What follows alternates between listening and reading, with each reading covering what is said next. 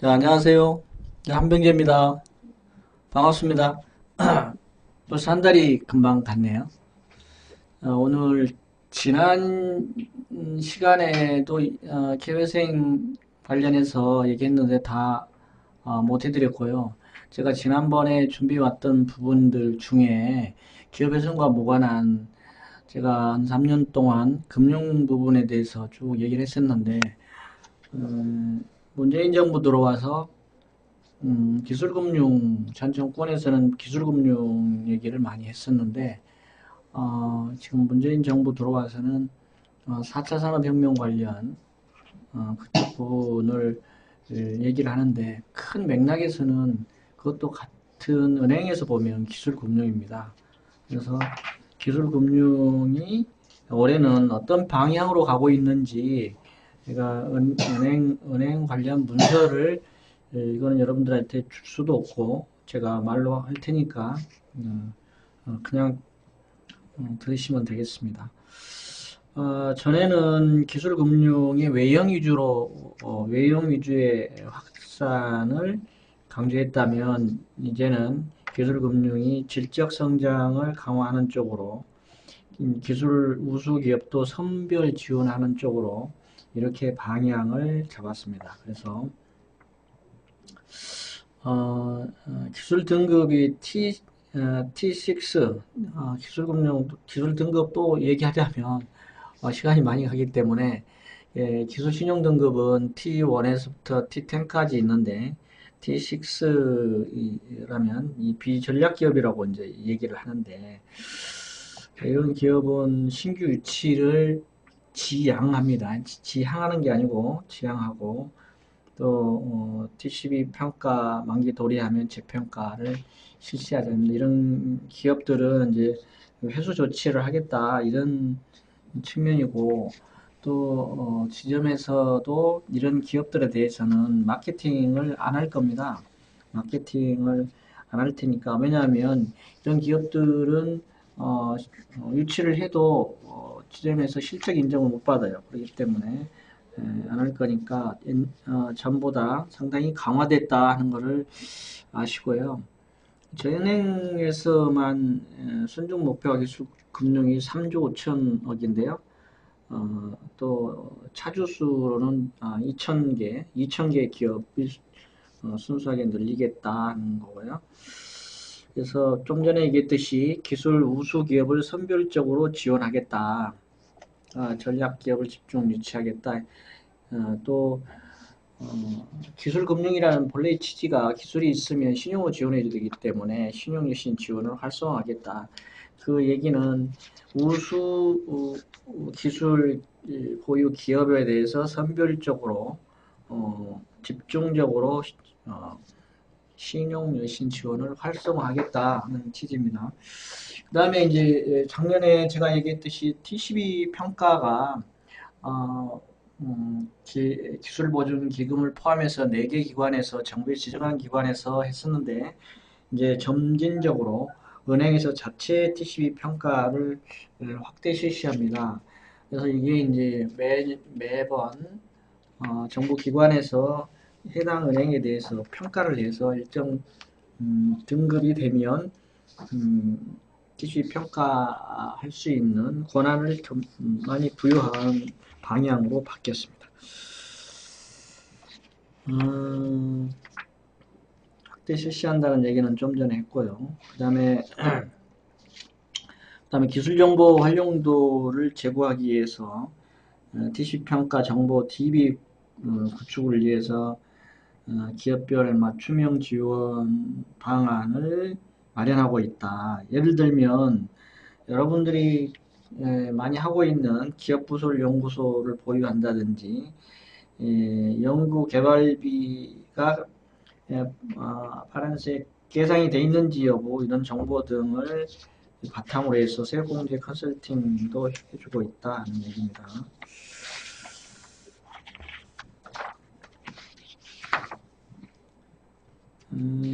제가 준비 연구는 많은데 오늘 해야 될 내용들이 이거가 아니어서 이 정도로 하고요. 나중에 제가 별도 시간을 내서 할 수 있으면 하는 걸로 하고 오늘은 기업회생 예와 절차에 대해서 얘기하도록 하겠습니다. 제가 지난 시간에 비즈니스 4이라는 얘기를 했죠. 기업은 영속하지 않는다, 언젠가는 망한다, 이런 뜻인데요. 이 얘기를 한 사람이 엘리자베스 워렌이라는 사람이에요. 기업은 이제 좋게 표현하면 기업은 실패하기도 한다. 이 표현이 좀 더 완고한 표현이면서 이분이 얘기하려고 했던 내용이 아닌가. 언젠가는 망하지만 실패하기도 한다. 그래서 이분이 엘리자베스 워렌이라는 분이 미 연방 상원 의원이었어요. 그게 2012년이었는데 왜 이 얘기를 꺼냈냐면 이분이 기업 회생법을 제안을 했던 분이라서 이런 비즈니스 4라는 얘기를 꺼냈던 거고요. 현재 우리나라 보면 벤처기업은 10개 중에 6개가 3년 이내에 폐업하고 자영업자 경우는 매년 100만 개 창업하는데 85만 개가 폐업을 해요. 2016년도에 소프트웨어 기업이 3,500개가 창업을 했는데 소프트웨어 기업도 10개 중에 6개가 한 60%가 5년 내에 폐업을 해요. 3년 이내 39%, 10년 이내 85%가 폐업을 한다. 이 주 원인은 뭐냐면 돈입니다, 돈. 저는 많은 경험을 했어요. 그야말로 정말 능력 있는 벤처 기업이 좋은 아이템으로 아이템을 가지고 창업을 해서 그걸 가지고 이제 사업화하고 제품화해서 매출을 올려야 되는데 돈이 없다 보니까 주저앉게 되고 돈을 다 까먹다 보니까 자본 잠식이 돼서 회사가 경쟁하지 못하고 기업도 망하고 본인도 일어날 수 없는 그런 지경이 되는 것을 많이 봤습니다. 또 그것만이 아니고 이런 소규모 기업이 일어서려고 하는데 그런 기술력을 돈이 많은 기업들, 대기업 등등이 이 기술을 빼내가는 그걸 좀 업그레이드 해가지고 결국에는 고사하게 되는 그런 현상들을 많이 봤습니다. 근데 지금은 이런 부분들이 많이 치유되고 있어요. 이제 망해도 재도전할 수 있는 기회를 준다든지 아니면 정부에서 수없이 이런 창업 과제에 대해서 지원을 해준다든지 아니면 돈이 없어도 뭐 창조센터나 뭐 이런 산학연 이런 등등 지방자치단체 등에서 자리를 무료로 일할 수 있는 곳을 무료로 준다든지 이런 제도가 많이 생겼습니다. 그래서 잘만 활용하시면 또 특히 우리나라에서 중기청이라는 차관급에 해당하는 중소기업청이 중소벤처부로 장관급으로 승격했지 않습니까? 그만큼 신정부가 중소기업, 벤처기업에 대해서 관심을 많이 갖고 있다. 그 다음에 중소벤처부 산하에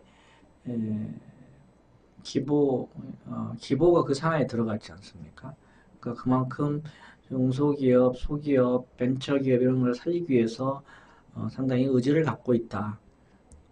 뭐 실패 확률이 많다는 걸 모르지는 않습니다. 그러나 거기서 큰 기업으로 성장할 수 있는 그런 걸 기대하면서 또 물론 일자리 해소 부분도 있겠지만 그보다는 강소기업이 큰 대기업으로 성장할 수 있는 그런 걸 기대하면서 정부가 꾸준히 지원하는 것 같습니다. 이 경제 얘기는 제가 뭐 얘기하지 않아도 많이 아시겠지만 우리가 그 IMF 1997년을 기억하실 것이고 2008년 리먼 브러더스 사태를 또 기억하실 겁니다. IMF 위기, 외환 위기로 인해서 최소 2천억 달러 규모로 많은 기업들이 부도가 나고 법정 관리가 되고 했지 않습니까? 뭐 한보, 기아, 한라, 퇴출 대상 기업도 55개월 발표하고 제일은행이 매각되고 디우가 워크아웃되고 이런 사태들을 보면서 이게 기업이 튼튼해야 또 국민들이 제대로 살 수가 있고 또 기업이 튼튼해야 은행도 존재하는구나. 결국 은행도 부실화되는 사태를 처음 봤을 겁니다. 그래서 국민들이 잘 아시겠지만 금모으기 운동도 하고 했는데 또 10년 후쯤 다시 글로벌 금융위기가 와서 리먼 브러더스 은행이 파산하고 서프라임 모기지론 사태가 발생하고 해서 굉장히 선진국들로부터 어려움을 겪다 보니까 거기에 따라서 우리는 그 자금을 차입해서 쓰는 나라이면서 그쪽을 상대로 무역을 하고 있는 나라 입장에서는 같이 덤으로 무너지는 거죠. 어려움을 많이 겪었고 제가 은행지점장 할 때 또 굉장히 기업들이 많이 무너져가지고 저도 참 어려움을 많이 겪으면서 생활했던 기억이 납니다. 지금 이제 10년 그 후로 다시 10년이 더려웠는데 미국에서 상당히 어려움이 있었는데 최근에 이제 달러를 많이 찍어내면서 기업이 좀 살아나가지고 지금 많이 좋아졌죠. 지금은 다시 살아나니까 미국이 금리를 저희보다 더 높게 올리면서 역전 현상이 되는 이런 현상도 일어나고 있습니다. 이러다 보니까 기존에 이제 저희 나라에서는 이런 현상들을 미리 대처를 못하고 있던 현상들이 나타나면서 굉장히 어려움을 겪게 됐고 그 전에는 기업 회생이라고 이제 하지 않고 화이제도 이런 하이드 워크아웃 이런 용어도 썼고 또 파산 이런 용어를 썼었는데 회사 정리 절차 이런 용어를 썼었는데 이거가 이제 작년 3월 28일 시행된 채무자 회생 및 파산에 관한 법률이 탄생하면서 이제 기업의 법정 관리나 화해다, 회사 정리다 이런 내용들이 다 하나로 통합이 됐습니다. 그래서 여기 안에는 개인에 대한 것까지 개인 회생이나 개인 파산 법인은 물론이고 여기까지 다 한 무더기로 이렇게 바뀌었습니다. 옛날에는 우리가 이걸 도입을 채 하지 못한 상태에서 이런 어려움을 겪었죠. 어려움을 겪었는데 최근에 이제 GM 사태를 보시면 이 GM이 저희가 2008년인가요? 그때 2009년인가요? 그때도 이런 사태들이 있었어요. 그때도 다시 철수하겠다. GM 대우도 같이 미 연방에 해달라고 신청하고 이랬는데 이게 오늘의 GM 사태는 지금 이거 법정 관리다. 법정 관리라는 용어는 지금 실질적으로는 이제 사라진 용어고요. 그렇게 많이 표현만 할 뿐이지 지금은 기업 회생입니다. 기업 회생. 채무자 회생 및 도산에 관한 법률. 약칭해서 도산법 이렇게 얘기를 하는데요. 이런 원인은 뭐 제가 그 표현해 놨으면 기업 부실의 원인은 산업 환경의 변화. 그렇죠. 요즘에 4차 산업혁명 시대잖아요. 근데 대부분의 기업들, 뭐 대기업도 물론 오너의 판단 미스로 인해서 산업 환경을 미리 대처 못하는 경우도 있지만 중소기업은 더구나 이 산업 환경에 변화하는 거를 쫓아가려고 안 하는 분도 있고 쫓아가려고 해도 돈이 없는 분도 있고 거기에 적응을 못한 기업들이 부실이 많이 나와요. 근데 영업 환경도 마찬가지죠. 영업 환경도 뭐 지금은 뭐 젊은 이 소비층 구조를 보면 구매층 구조를 보면 옛날처럼 뭐 현장에 가서 뭐 사고 구매하고 이런 시대가 아니잖아요.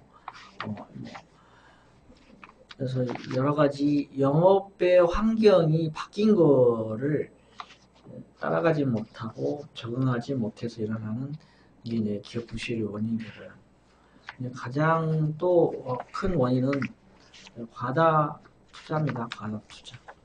내가 지금까지 어렵게 조그마한 규모로 뭐 임대해서 공장을 갖고 있었는데 이제 좀 돈 좀 벌고 내가 보니까 좀 매출이 늘을 것 같아서 뭐 근사한 공장 하나를 지어서 아니면 매입을 해서 사업을 한번 편안하게 한번 해보자 이런 시각을 갖고 공장을 매입을 하거나 샀는데 매출이 더 늘어나는 게 아니고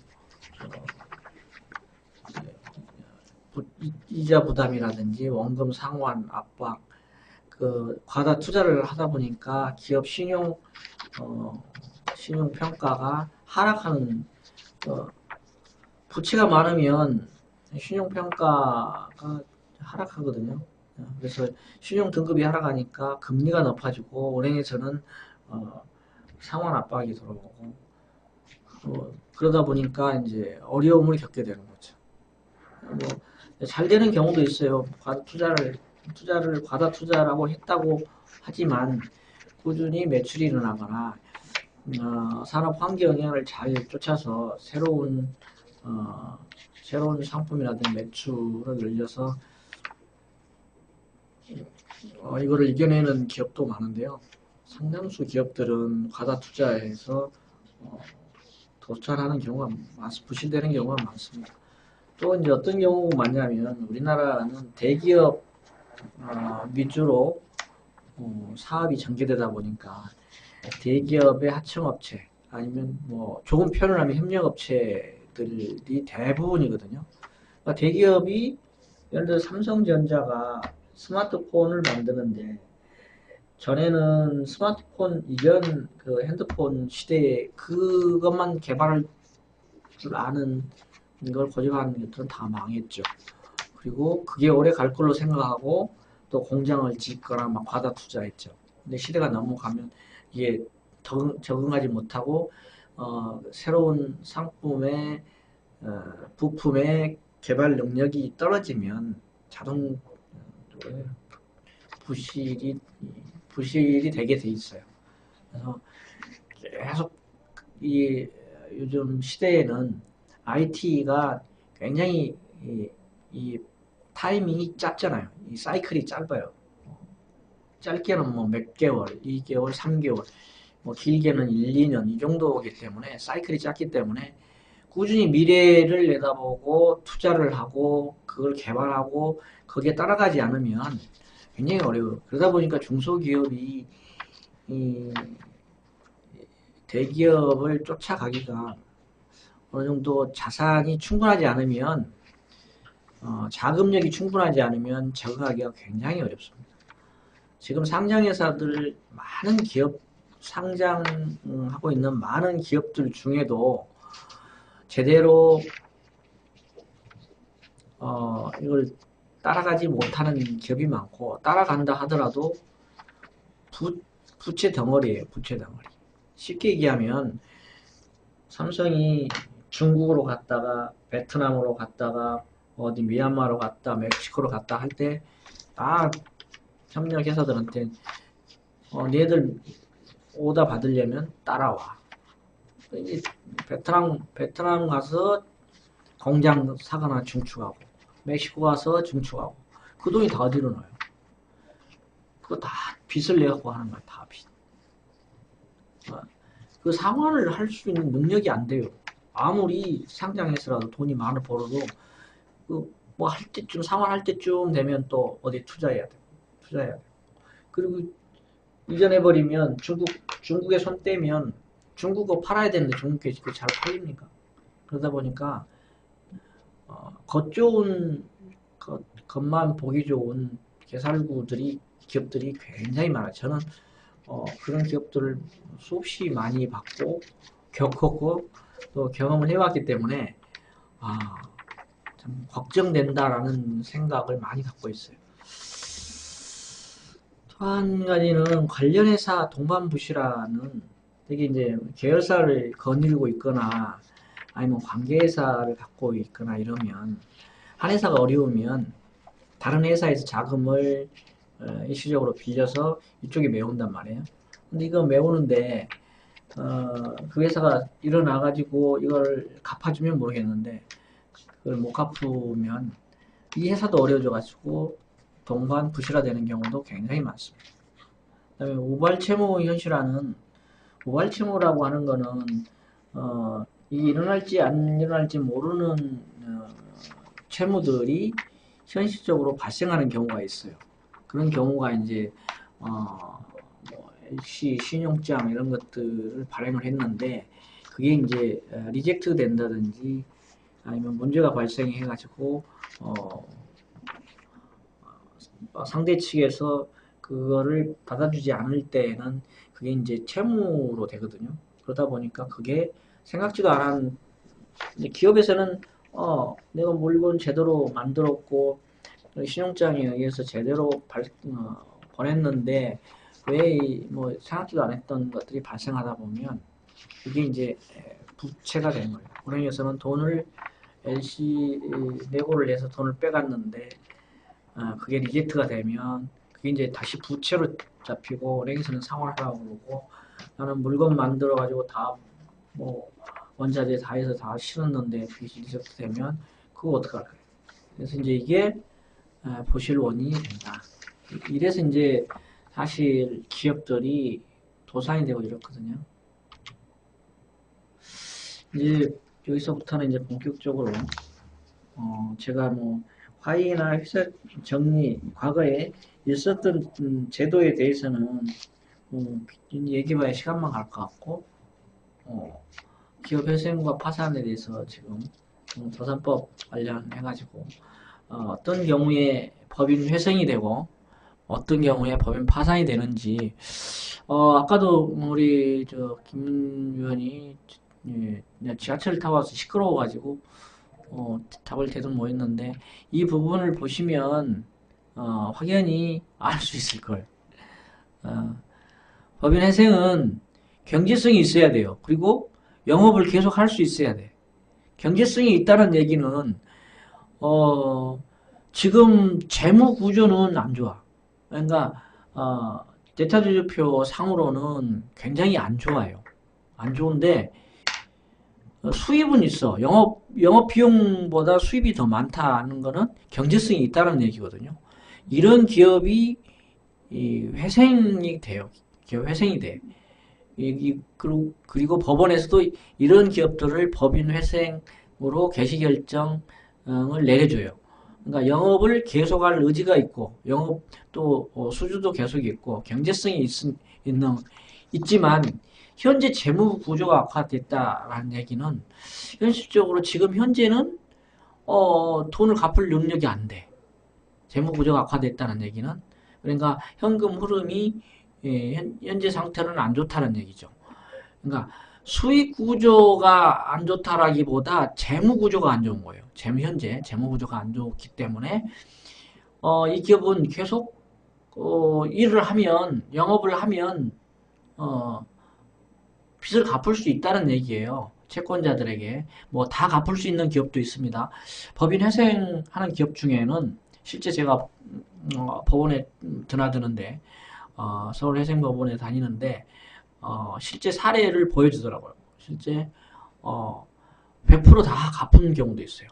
그러니까 채권 대개 이제 채권자 그러니까 채무자가 기업이 채권자들한테 빚을 일부 탕감받기 위해서 회생 신청을 하는데 실제 다 내고 본인 그러니까 본인 개인에 대한 빚까지도 다 법인에서 갚았다고 그러더라고요. 원래 이제 기업회생은 친척들은 법인회생 들어가면 채권으로 안 봅니다. 그분들은 빚이 아무리 많다 하더라도 인정을 안 해줘요. 그러니까 그거는 뭐 내가 뭐 우리 뭐 부인한테 뭐 또 뭐 딸내미한테 아들한테 빚을 얻어 기업을 살리려고 했다. 그래도 회생 들어가면은요 채권 채권자로 안 봅니다. 그거는 법원에서 인정을 안 해줘요.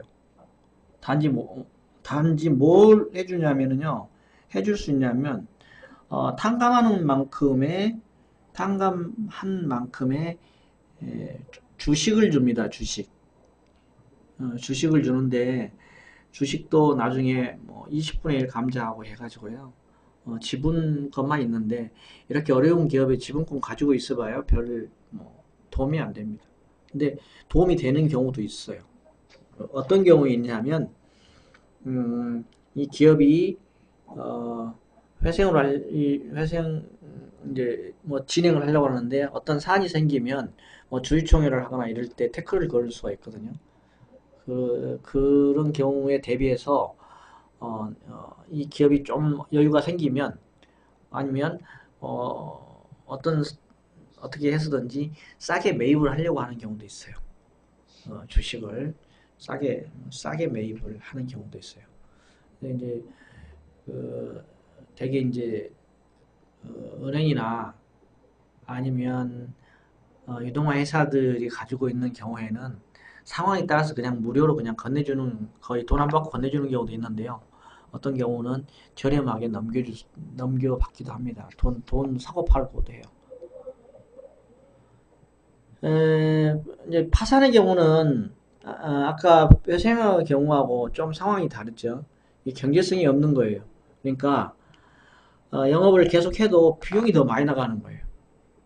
그러니까 수익 구조가 더 안 좋아지는 거죠. 이럴 때 이제 영업을 중단하거나 또 수주 물량이 없는 경우에 이제 파산하는 거죠. 이런 경우에는 법원에 파산 신고를 합니다. 법원에 파산 신고를 하면 파산 관제인이 법원에서 파산 관제인을 선임을 해요. 그래서 이제 회사에 가서 가지고 있는 채권 채무하고 그 다음에 가지고 있는 자산을 처분을 해가지고 청산을 해서 그거를 채권자들한테 공정하게 배분을 해요. 근데 이제 이게 이게 이런 파산 절차를 개인이 하기는 사실상 굉장히 어려워요. 왜냐하면 이해관계 때문에 본인이 아무리 공정하게 한다고 하더라도 채권자에 따라서 그거를 이해를 못하거나 인정을 안 하는 경우가 있기 때문에 어쩔 수 없이 법에 의지하는 경우가 많습니다. 그리고 이제 법인 회생이나 법인 파산 경우는 반드시 법무법인을 선임을 해야 돼요. 법무법인 선임을 해야 되는데 선임 안 하면 안 하고 한다는 것은 굉장히 불가능에 가까워요. 왜냐하면 안 했을 경우에 문제가 생기면 회생하다가 중단되거나 잘못된 경우에는 오히려 더 큰 악수를 두는 경우가 많거든요. 많이 누락되거나 또 법에 대해서 무지하잖아요. 그러다 보니까 어쩔 수 없이 법무법인을 선임을 해요. 법무법인을 선임을 해서 법원에 신고를 하면 법원에서 모든 법무적인 일들은 대행을 하죠. 대행을 하는데 문제는 기업회생이라든지 이런 파산이나 이런 거 하려면 돈이 없으면 안 돼요. 이게 이제 법무법인 선임을 하면 선불 달라고 그래요. 선불. 금액도 만만치 않은 데다가 이것만 주는 게 아니에요. 법원에 또 예납제도가 있습니다. 법원의 예납제도는 자산 규모를 가지고 합니다. 자산 규모. 자산 규모를 가지고 하는데 제가 있는 기업은 3,200만 원을 예납했더라고요. 3,200만 원. 그러니까 3,200만 원이니까 자산 규모가 120억 정도 돼요. 그 정도 되고 1억이 넘는 경우도 있어요. 1억이 넘는 경우도 있어요. 자산 규모에 따라 다르기 때문에 차등해서 연합하지 않으면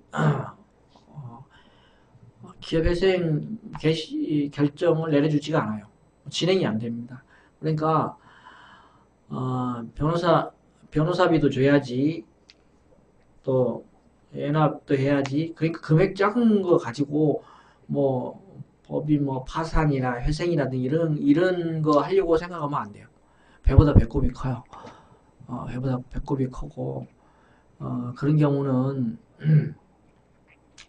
본인이 직접 뭐로서 한다든지 개인 회생 같은 경우는 신용회복위원회라든지 이런 데 한번 가셔가지고 상담을 하시거나 요즘에 이제 무료 변호해주는 그런 데라든지 이런 데서 요즘에 그런 데가 꽤 있을 겁니다. 그런 데 가셔가지고 상담을 해보고 본인이 판단을 하시고 금액이 크지 않은 경우는 채권자들을 직접 만나가지고 사실 내가 이렇다, 제가 이게 법에 호소해 봐야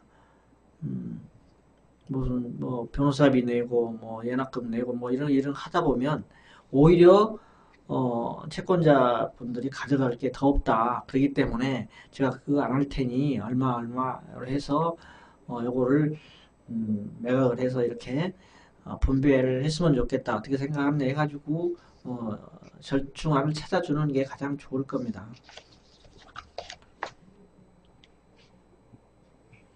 이게 이제 앞쪽에 회생 절차라는 게 뭐냐, 이게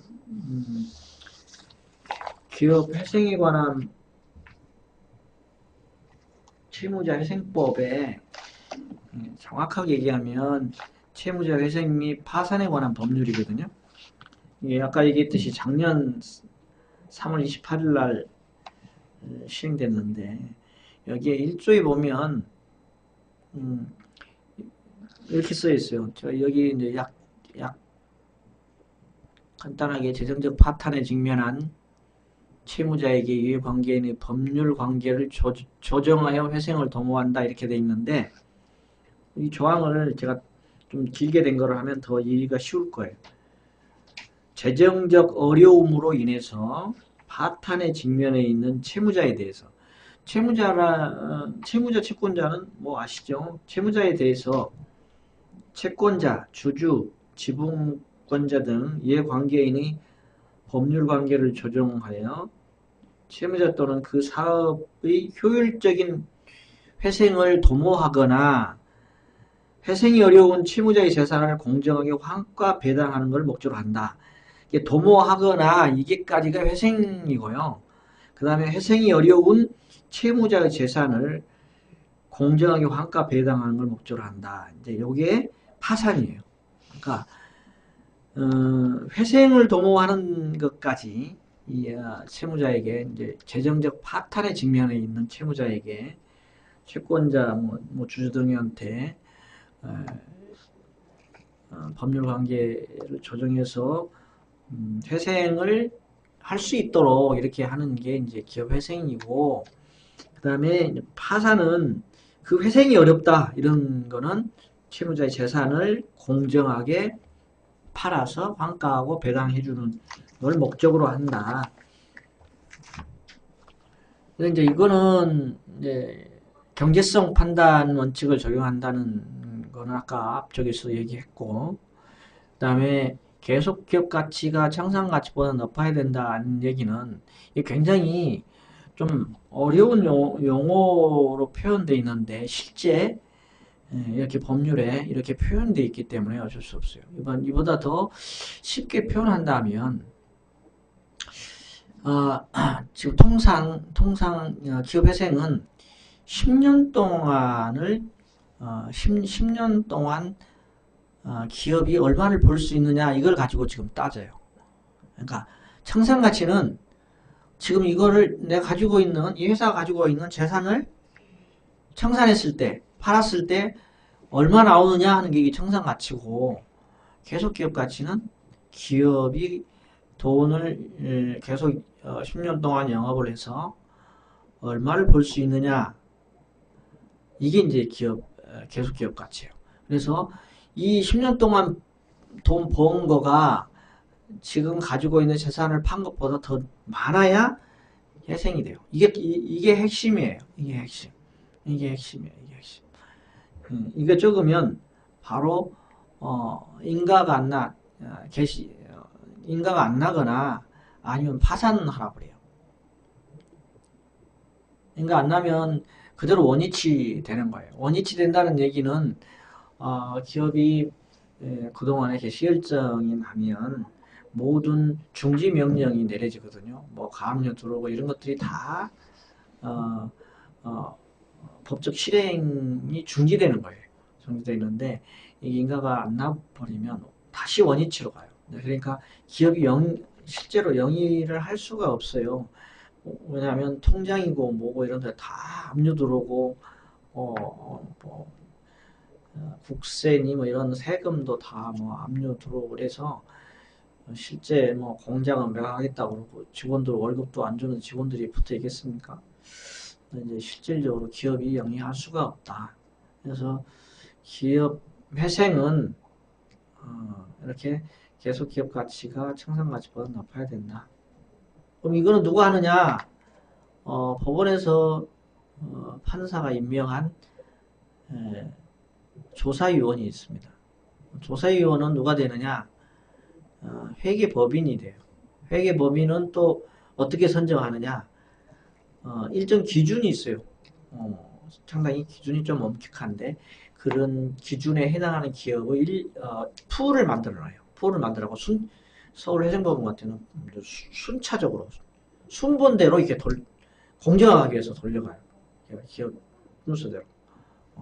이번에는 A라는 기업이면 다음엔 B 기업한테 이제 배정을 해주고 이렇게. 그래서 이제 기업 회생이 되면 개별적인 권리 행사 제한이 되고 금지된다. 기업 가치 평가에서 채무 조정을 한다. 집단적인 의사결정이라는 얘기는 집단적 의사결정이라는 법원에서 이제 채권자 협의라는 게 있어요. 여기서 집단적 의사결정이라는 채권자 협의를 얘기하는 걸로 보여드려요. 왜냐하면 채권자들이 많을 거 아니에요. 뭐 기업이 하나일 수도 있어요. 하나일 수 있는데 그런 경우는 거의 드물고요. 대개 은행이 최소한 한 개는 끼어 있고요. 그 다음에 뭐 사채업자도 끼어 있고 또 이제 상거래 채권자 그러니까 뭐 외상으로 물건을 뭐 원자재를 들여왔다든지 뭐 이런 거 심지어는 뭐 전화요금 같은 거 안 낸 거 뭐 국세청 보면은 제가 있는 기업도 50개가 넘어요. 채권자가. 이런 채권자들의 채권자 협의회를 구성하게 돼 있어요. 그래서 보통 한 10인 이내로 이렇게 돼 있는데 중소기업들은 잘 이렇게 안 되고 그 채권이 가장 많은 기업이 거의 주도적으로 하는 경우가 많습니다. 아까 얘기했던 것의 연장선상인데요. 일단 회생하려면 견제성이 있어야 되고 있어야 회생 절차가 진행되는 거고 회생 절차가 진행이 되면 이제 나중에 이제 계획안도 제출하고 또 회생 절차가 진행이 불가하거나 경제성이 없는 경우는 폐지돼요. 그러기 위해서는 이제 인가전 뭐 자산 매각이나 영업량도 있고 M&A 하는 거죠. 그래서 이제 청산하라고 이제 뭐 청산 계획안 제출하라고 이렇게 하기도 합니다. 제가 이쯤에서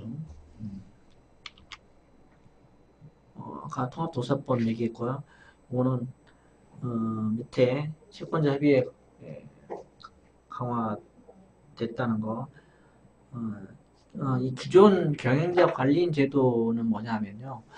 옛날에는 법정 관리라 해가지고 기업이 부실화되면 법원에서 선임한 법정 관리인을 선임을 해서 내보냈는데 몇 년 전부터 우리나라에도 이제 DIP 제도라는 거여 가지고 중소기업의 법정 관리인이 모르는 사람이 이제 뭐 법만 좀 아는 사람이 가서 앉아 있으면 기업이 살아나기가 쉽지 않아요. 왜냐면 경영에 대해서도 모르고 뭐 그 물건을 어떻게 파는지도 잘 모르고 어떻게 만드는지도 모르고 운영하는 것도 그걸 제대로 알기까지는 몇 달 걸리고 이러다 보니까 지금은 거의 뭐 90% 이상이 기존에 있는 오너가 관리인이 되는 제도예요.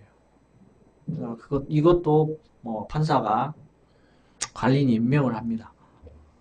그러니까 관리인 제도를 그대로 임명을 해요. 그러니까 대표 겸해서 관리인이죠.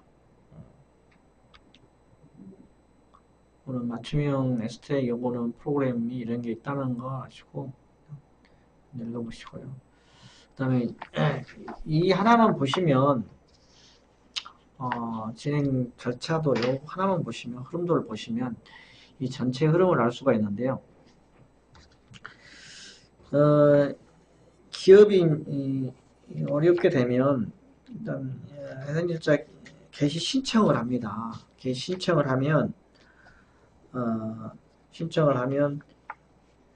이제 대표자 이제 판사가 대표자 신문을 해요. 이제 날짜를 잡아서 대표자를 법원으로 불러요. 그래서 이제 신문을 해요. 이제 신문을 하는 내용은 이제 어떻게 해서 이렇게 부실화가 됐느냐, 부실화 원인이 뭐냐, 이게 본인이 어떤 고의적이라든지 아니면 자기 경영 능력 부족이라든지 뭐 이런 원인에 의하면 개시 결정을 내리지 않습니다. 그래서 부득이하게 부도를 맞았다든지 뭐 이런 상황이 생겨서 어떤 상품을 매출을 했는데 그걸 못 받았다든지 아니면 매출을 했는데 하자가 생겨서 뭐 뻥크가 났다든지 뭐 돈을 받을 돈이 있었는데 못 받았다든지 어떤 타당한 내용이 있어야 되고요. 또 때에 따라서는 판사가 현장 검증도 갑니다. 뭐 회사 내에 실제 가야만이 판단이 서는 경우에는 가서 신문을 한 다음에 그러면 개시 결정을 내려줍니다.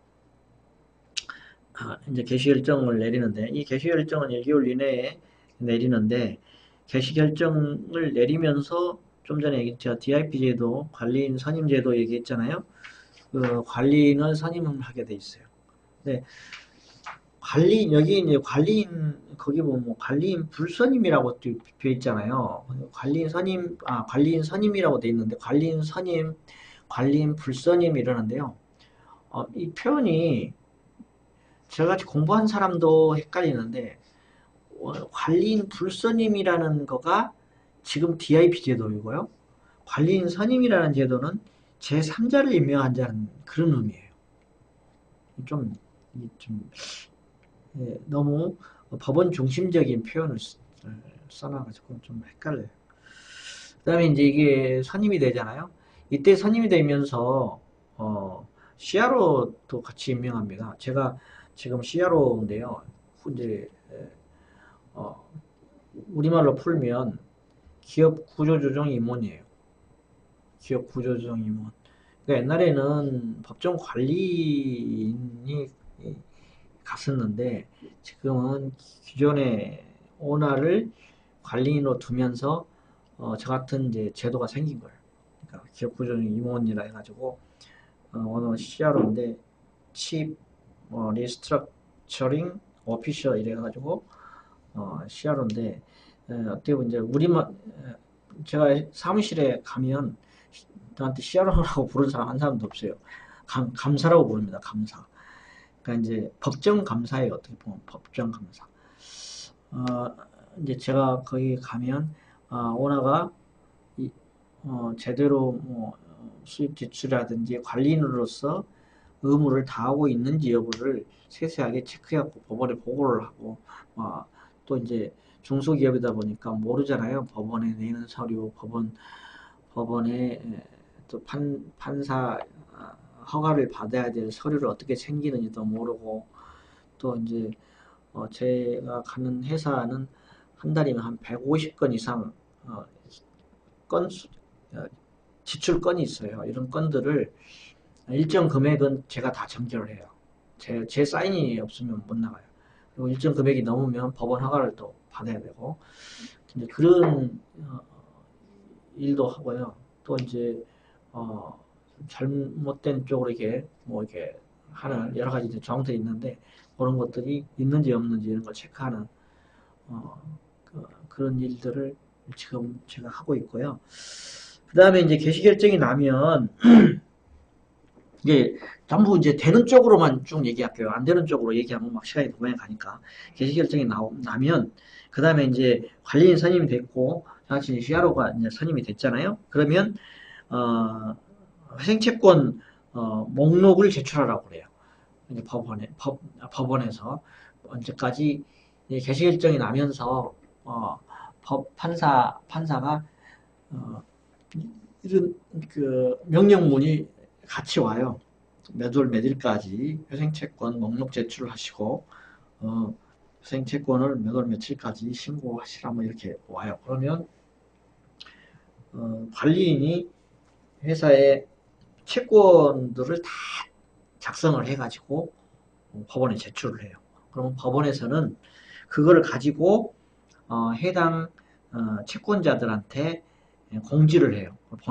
보내가지고 이게 맞느냐 틀리냐 이제 이의 신청을 받아요. 맞다 틀리다 막 이런 게 하고 그다음에 이제 그러니까 이제 회생채권 조사를 하는 거죠. 그다음에 이제 조사위원을 또 선임한다고 그랬죠. 법원에서 조사위원도 선임해가지고 조사위원이 그 회사에 이제 나가가지고 아까 제가 얘기했던 청산 가치하고 기업 계속 가치를 평가를 해요. 이거가 한 2주 정도? 2주 정도 해요. 2주 정도 나와서 몇 명이 나와서 조사를 해가지고 그걸 이제 평가를 해서 그거를 이제 법원에 제출을 합니다. 그 양반들이. 이제 이거가 실제는 계속 가치가 더 높으면 이 기업은 계속 진행이 되는데 반대인 경우는 여기서 끝나요. 이 기업은 회생할 수가 없어요. 그 다음에 이제 이 계속 가치가 높게 나오잖아요. 그러면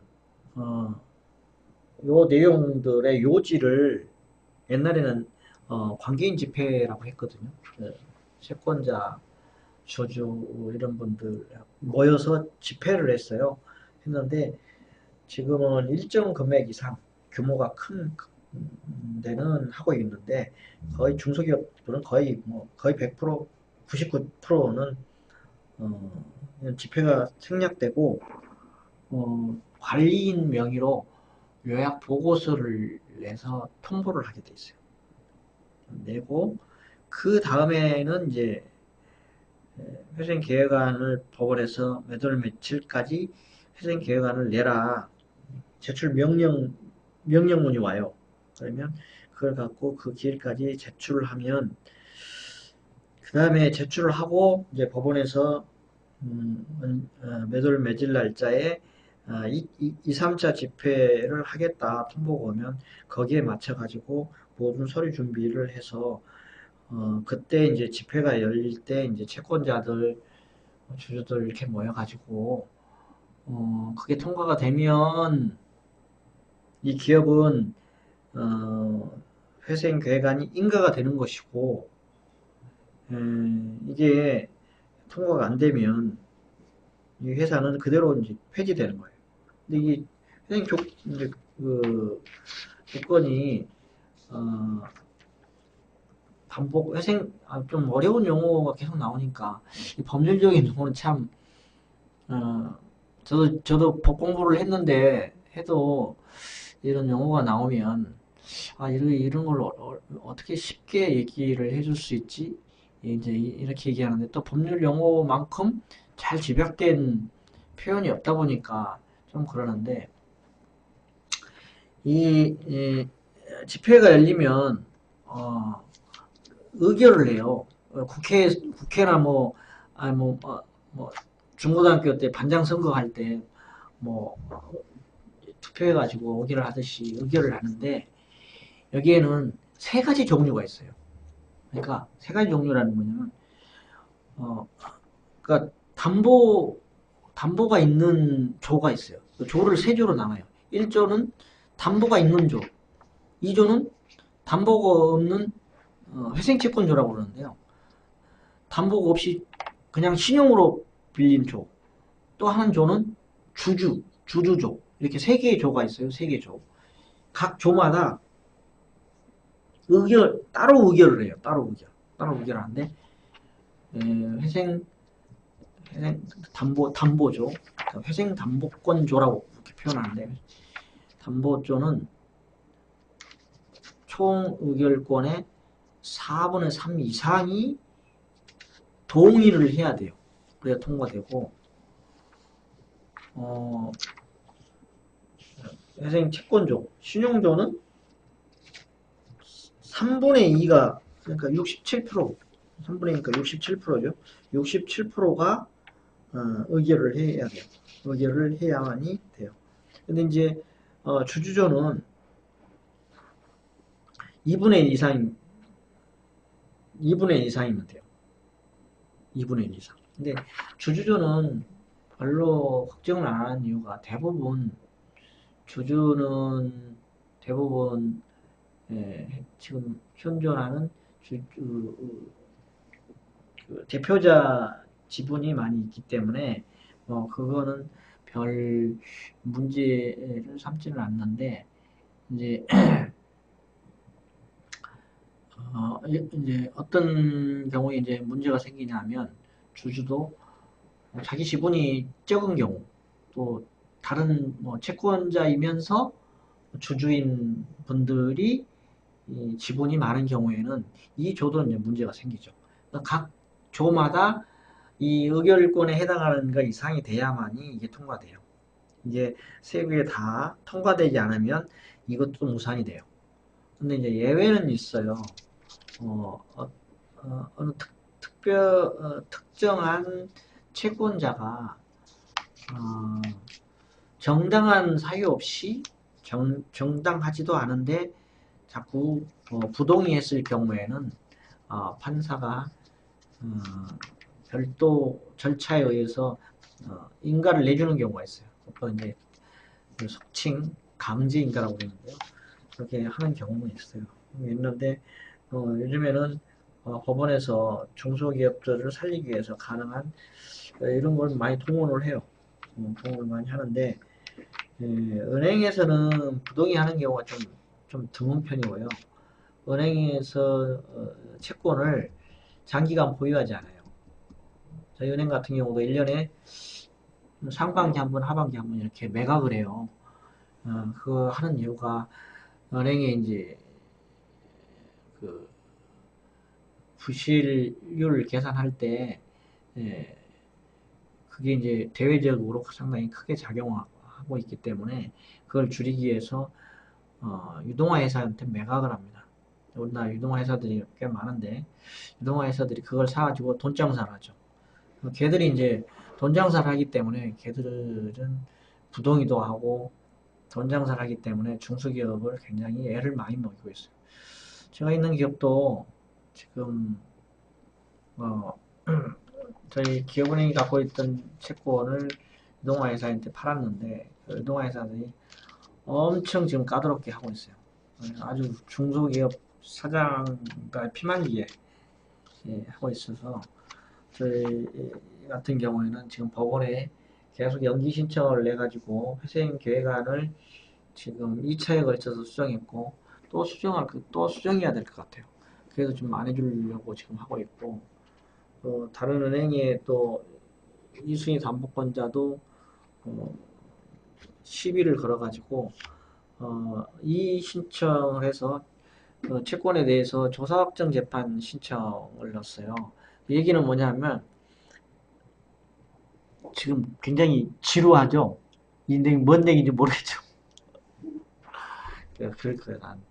그냥 어디까지 참 이게 법률적인 내용이 참 까다롭고 어렵고 하지만 진짜 이거 머릿속에 들어오면 진짜 진짜 뭐 보험 하러 다닌다든지 아니면 기업을 컨설팅 한다든가 할 때 저 친구 정말 저런 친구 참 많이 하네.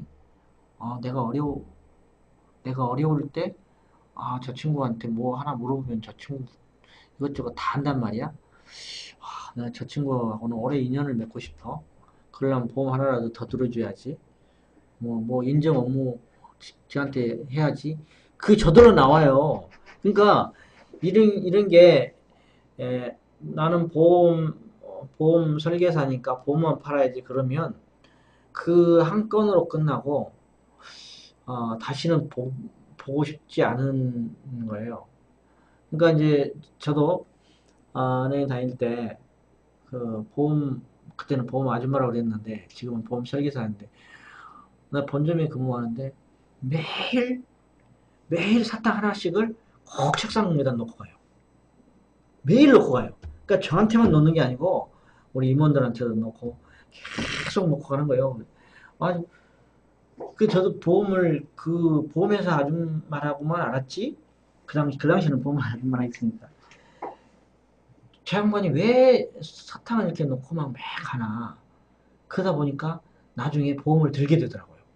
보험을 어, 그 양반한테 내가 얻은 건 없지만 얻어먹은 것밖에 없지만 관심이 저 양반이 왜 저렇게 할까? 그러니까 이제 얻은 지식은 없지만 어, 결국은 그분한테 이제 도움을 주게 됐는데 나중에 그분이 은퇴를 했어요. 은퇴를 했는데 내가 지점장을 하고 있는데 그 양반이 나한테 직접 연락이 온 게 아니고 간접적으로 연락이 왔어요. 자기가 어디서 사업을 하는데 1억을 대출을 해줄 수 없느냐 이렇게 연락이 온 거예요.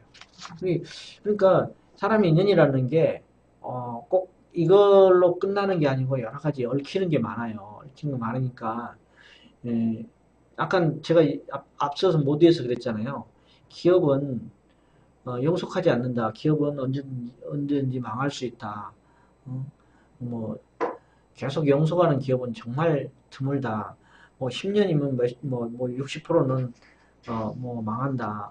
그러다 보니까 그러면 내가 관리하는 기업이 이런 지경에 놓여질 위기에 있을 때 내가 어떻게 가이드를 해줘야 될 건가 하는 것도 중요한 거죠. 그다음에 지금 이 기업 회생용 가지고 돈 버는 사람 많아요. 제가 지난달에 강의를 하면서 저를 찾아온 사람도 있고요. 우리 여기 이 강의 들으신 분 중에 또 얘기 듣고 저한테 회사에 찾아온 사람도 있고 전화 온 사람도 여러 명 있어요.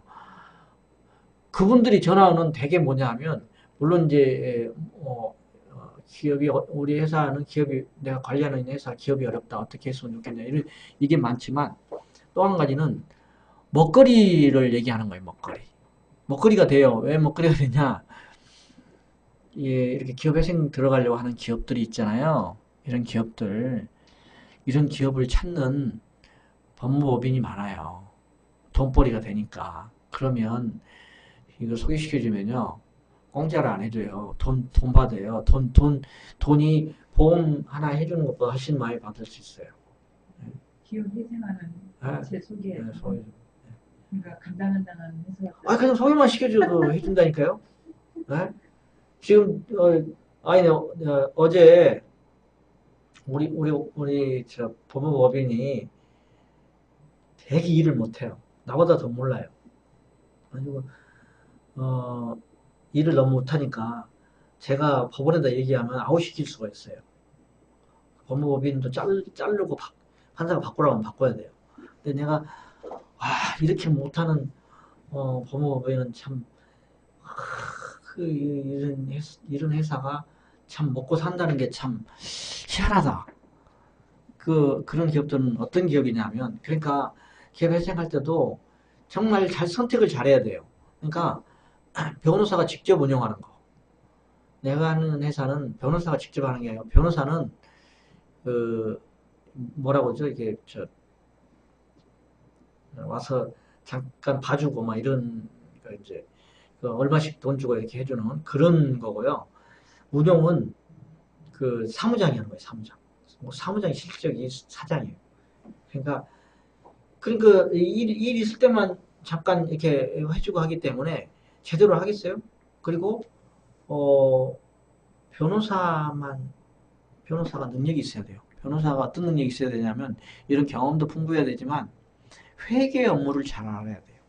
그러니까 변호 업무만 법률적인 것만 알아가지고는 기업 회생에 있어서는 성공할 수가 없어요. 잘 몰라요. 우리 법무법인은 회계는 전혀 몰라요. 그리고 법률적인 것도 제가 변호사한테 다시 자문을 받아서 연락을 줄게요. 이런 식으로 해요. 근데 얼마나 불편해요.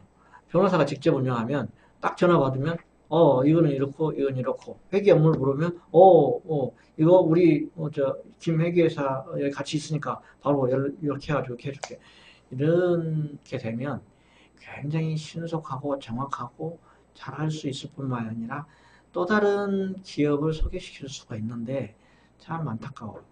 제가 고생을 엄청 많이 했어요. 제가 일을 한 90%를 제가 했어요. 애들이 한 10%하고.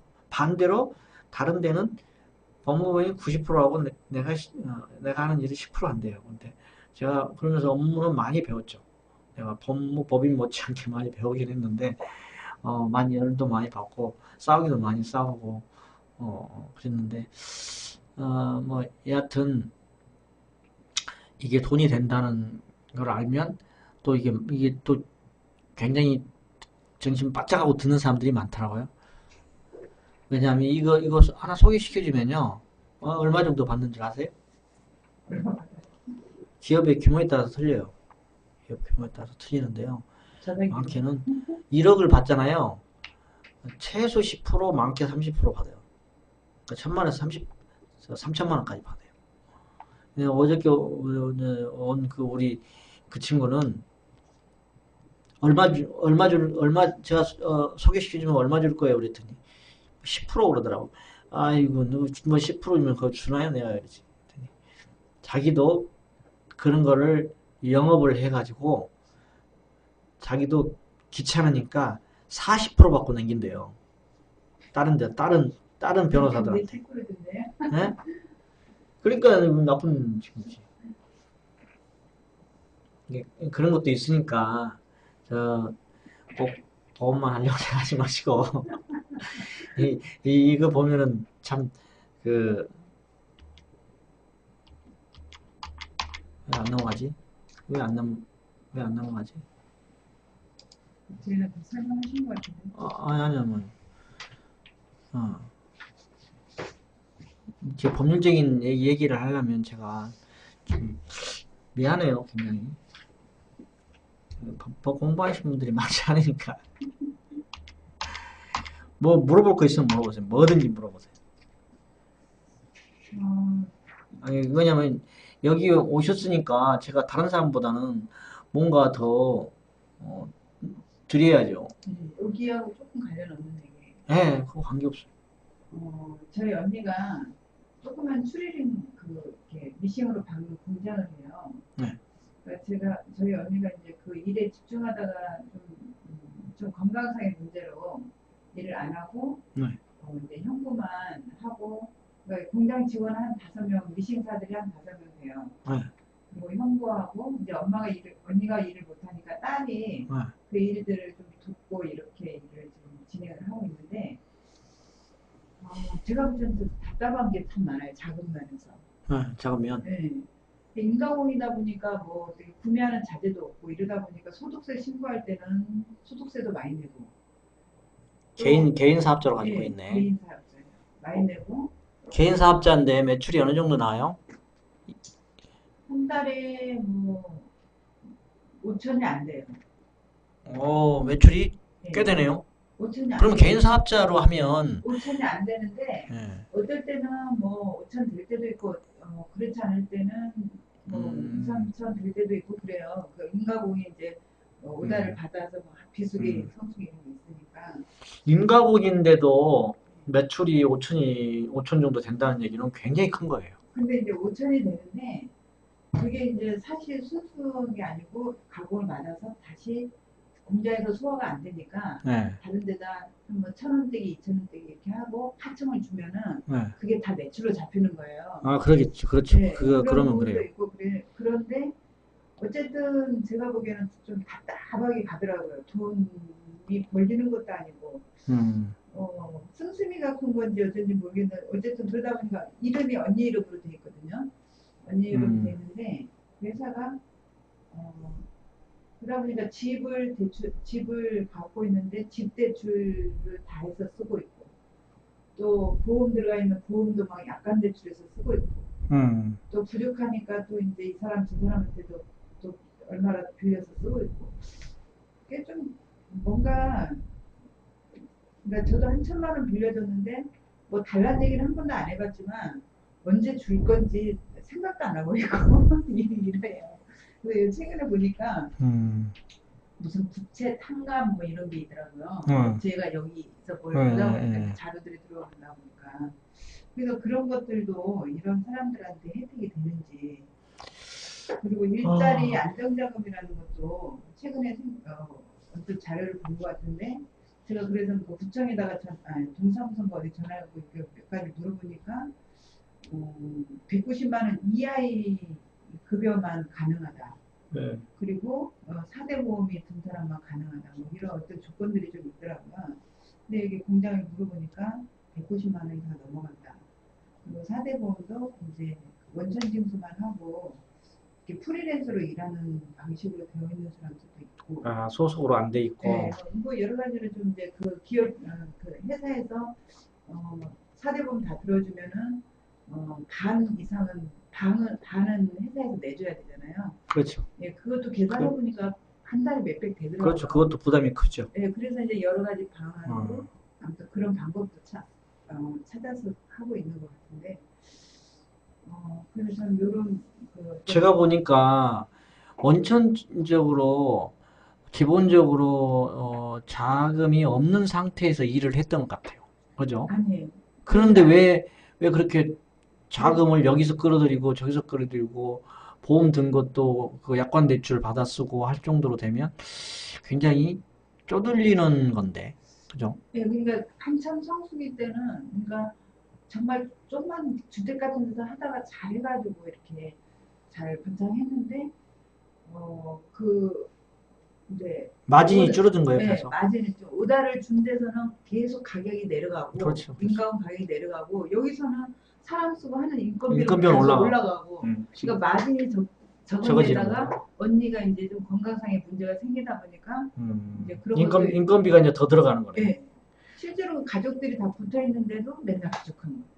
그래서 제가 옆에서 음. 보는 입장에서는 좀 답답하고 아까 부채 탕감이라든가 일자리 안정자금 이런 것들을 보다 보니까 여기 적용이 되나 이런 생각도 좀 일자리 안정자금이라는 거는 아까 얘기했듯이 급여가 190만 원 안 되는 경우에 올 한 해에 한해서 13만 원씩 지원을 해주는 거거든요. 지원을 해주는 거니까 지금 요즘에 190만 원 받아가지고 붙어 있는 사람들이 거의 없어요. 그러니까 이 왜냐하면 심사들이 또 우리 나 있는 회사도 외국인들이 한 20명 있는데 걔들이 또 다 200 넘어요. 그러니까 200 몇십만 원씩 다 200 몇십만 원, 300만 원 넘는 친구 있어요. 그래서 해당이 안 됐구나. 예, 그러니까 그거는 해당이 안 되고 부채 탕감 단지 하나는 매출이 그 정도 되면 개인 사업자로 있으면 안 되거든요. 세금 부담이 크니까 법인 전환을 검토해 보시는 것도 괜찮을 것 같고요. 그다음에 부, 부채가 좀 어느 정도 되죠? 그러니까 부채가 뭐 모르겠어요. 집 대출을 받아서 집 대출만 해도 한 2억은 되지 않을까. 거기다 이제 뭐 개인 뭐 이렇게 하고 하면은 그것도 한 1억은 넘지 않을까. 근데 부채 탕감도 일정 기간 뭐 연체를 하고 뭐 뭘 해야 이게 되지 아, 이자를 내고 있으면 안 돼요. 그래요? 그러니까 그럼 부채 그거는 어디죠 저 갑자기 또 이름이 또 생각이 안 나네. 그 아, 거기 무슨 위원회?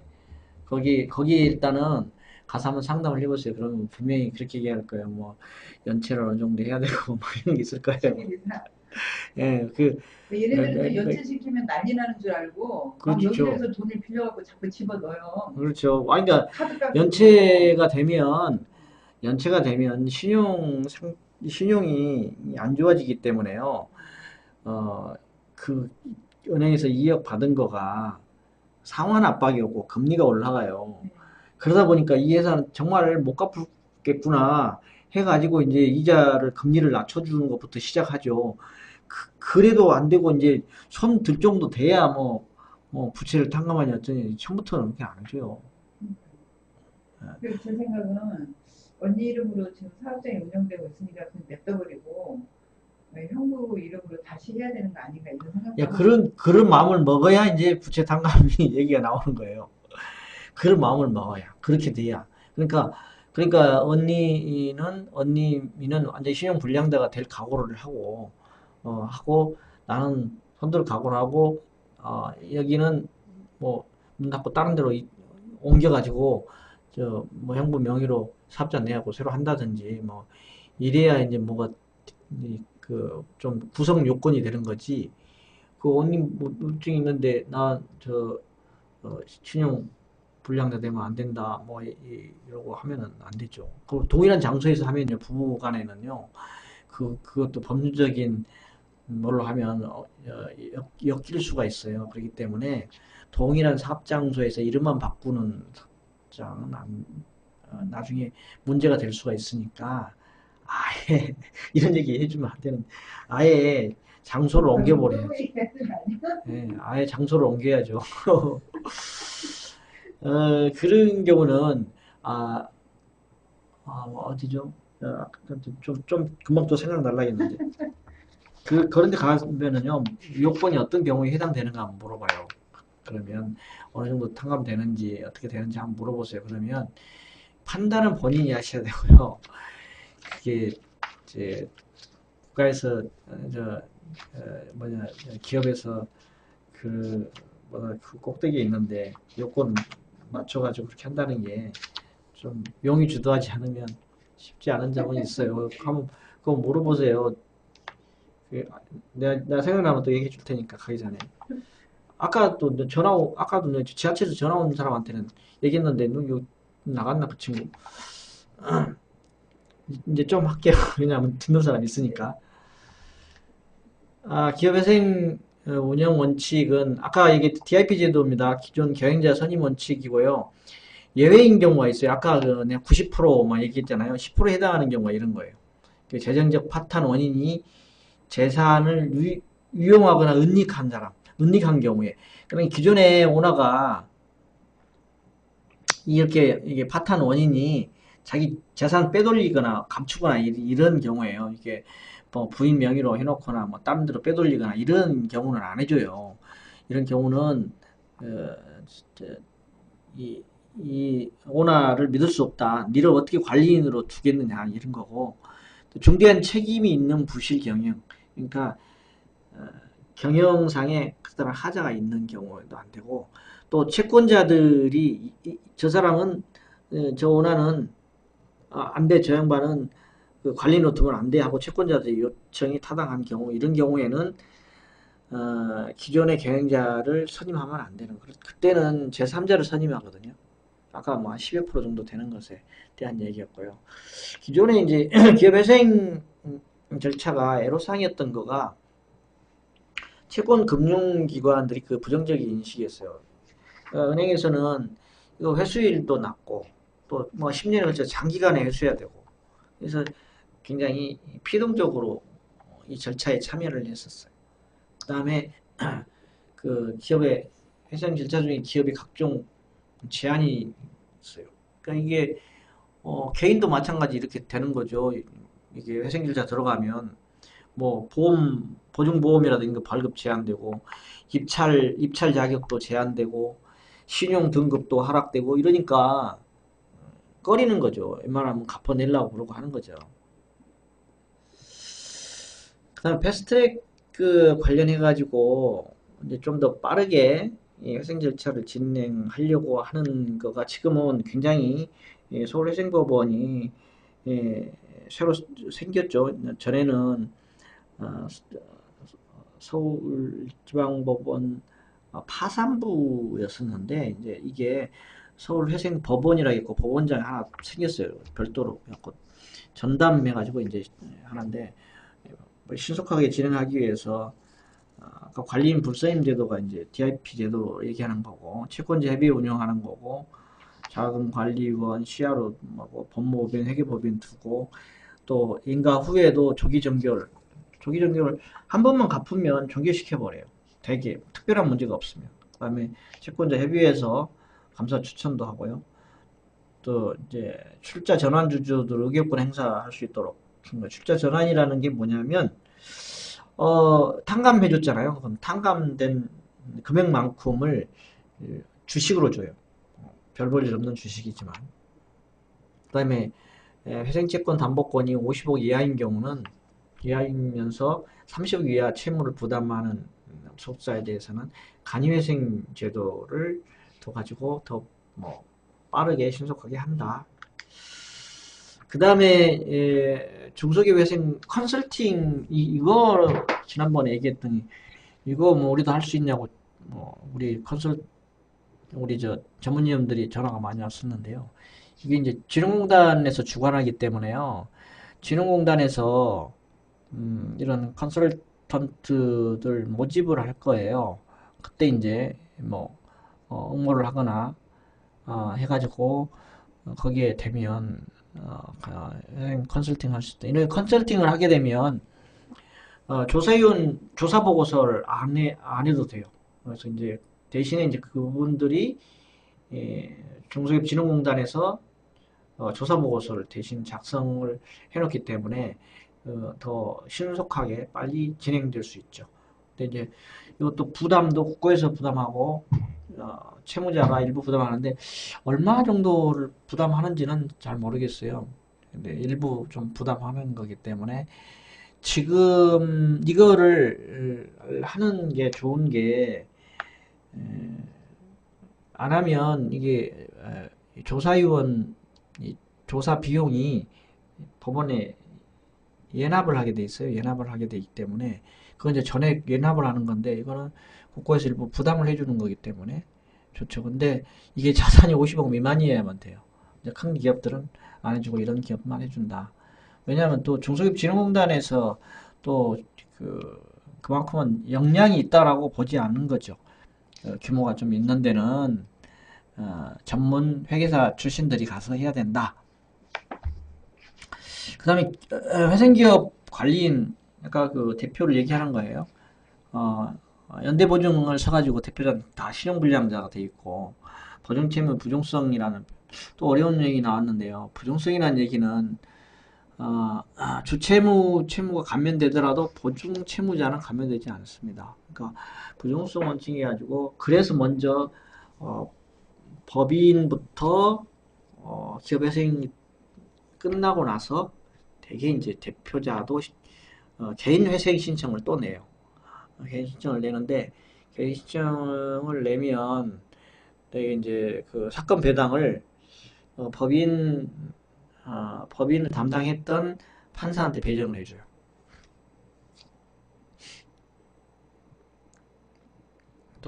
동일 조사위원도 선임하고 사건 배당도 특칙을 적용한다는 얘기는 법인 담당했던 판사를 배당시켜준다 이런 뜻이에요. 그다음에 코드 뭐 한번 보시고, 그다음에 이제 마지막으로 그 캠코죠. 한국자산관리공사. 지금 얘들이 지금 뭐 부산으로 내려가 있어요. 서울에 있다가 지금 뭐 공기업 뭐 분산하면서 부산 가 있는데, 이제 우리는 그냥 캠코라고 그래요. 캠코. 한국자산관리공사 캠코라고 그러는데, 캠코가 이런 기업들의 재산을 그 리스앤백 샀다가 재임대를 하고 나중에 다시 파는 이런 업무를 해요. 그러니까 기업이 어려워지잖아요. 그러니까 회생이 들어가잖아요. 그러면 되게 이제 공장을 팔게 돼 있어요. 안 팔면 그 감당을 못 해요. 팔아버리면 거기서 영업을 못 하잖아요. 그래서 영업할 수 있게 도와주는 게 이제 이런 캠코라고 보시면 돼요. 근데 다 도와주느냐? 얘들도 판단을 해서 해줘요. 판단해 주는데 100%다 대출해 주는 게 아니에요. 많이 해줘야 85% 정도 해주는데 나머지는 이 회사가 자금이 있어야 돼요. 그래서 이제 한 3년에서 5년 동안은 얘들이 사가지고 임대를 놓는데 이따가 이제 3년에서 10년 후에 5년 후에 이 회사가 이제 다시 되사는 거죠. 근데 그때는 이제 신용이 회복되거나 신용 회복이 안 되면 제3자를 통해서 다시 사가지고 운영하는. 그러니까 이 공장은 아까워서 다시 놓치고 싶지 않거나 수주라든지 오다는 꾸준히 있는데 기업이 어려워서 공장을 매각할 수밖에 없는 경우에 이런 거 하죠. 제가 있는 회사도 처음부터 제가 여기에다 문을 두드렸는데 인가가 나기 전에는 건드리지 않겠다. 그래가지고 아직까지 소식이 없는데 이게 굉장히 건수가 많지 않답니다. 그럼 기업이 회생이 안 되면 네. 캠코 자산이 되는 거예요? 캠코 자산이 되고 캠코에서 이제 아니, 캠코는 이 인가가 나기 전에는 인수를 안 해요. 그러니까 인수해서 나중에 네. 기업이 회생하게 되면 다시 이제 이 캠코에다 기업 갚고 이렇게 자기 걸로 찾아와야 그렇죠, 되는데 그렇죠, 못 갚으면 캠코 자산이 되는 거예요? 그렇죠, 그리고 이제 그 캠코가 다른 회사에다 이 회사를 인수할 회사를 찾는 거예요? 그렇죠. 캠코가 이런 자산들을 많이 가지고 있어요. 이런 자산들을 많이 가지고 있는데 이제 이 회사하고 약정을 그렇게 맺은 거죠. 내가 사줄 테니 3년이나 5년 동안 5년 벌어가지고 네 대사. 그러니까 그 이제 이자가 높게 돼요? 캠코에다 주는 싸요. 싸요? 이 회사 그때 내가 올 초에 물어보니까 한 5.1% 정도 받았거든요. 근데 일반 이런 그 사채업자라든지 이 꾼들한테 하면 적어도 8% 이상 줘야 돼요. 그리고 법정 관리, 그러니까 지금 이렇게 일하시는 CRO 그런 제도하고 그럼 캠코가 그 일을 하는 거예요? 법정 관리 일을 하는 거예요? 제가 하는 아니 캠코.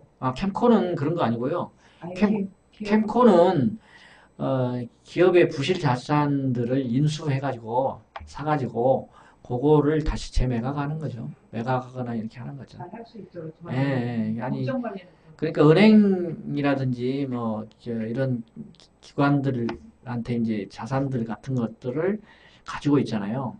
그걸 관리를 하면서 다시 이제 매각을 하거나 다시 뭐 정상화 시켜주거나 이런 일을 하는 거죠. 그럼 법정 관리는 결국 그 캠코에 소속돼 있네요. 그건 저는 무관한 회사예요. 예, 이거는 이제 공공기관이기는 하지만 법원하고는 전혀 무관한 거예요. 내가 이제 여기하고 조금 이제 연관이 있으니까 여기에다가 넣어줄 뿐이고 법원하고는 전혀 무관한 거예요. 법원하고는 관계가 없어요.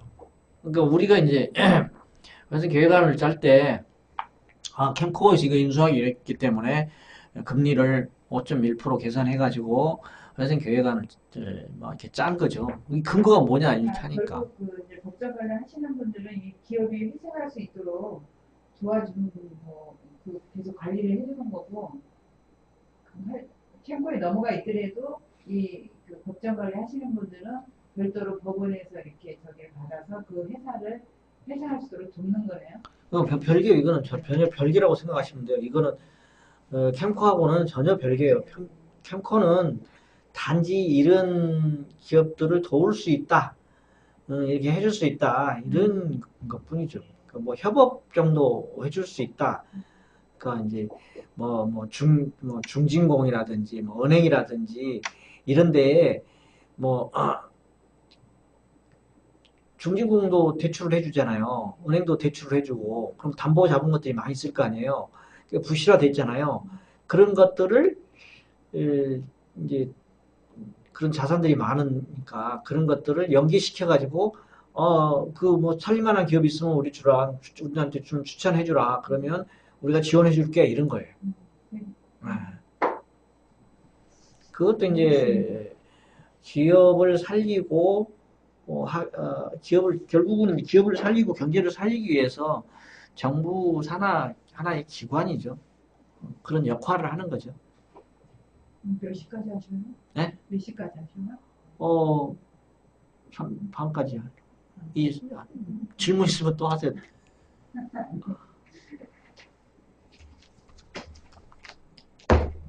전에는 여기에 이렇게 다 여기로 쫙 있었고 여기 좁을 때는 저쪽 방에서도 하고 막 그랬었거든요. 그래갖고 재밌었어요.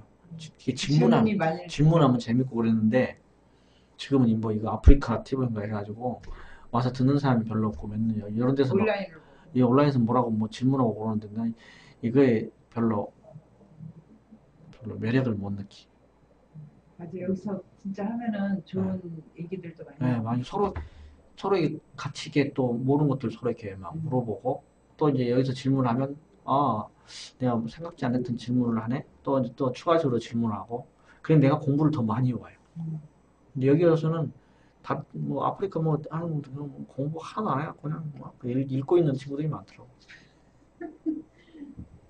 수고하셨습니다. 내가 뭔 얘기 또 해주려고 했는데 잊어먹었네.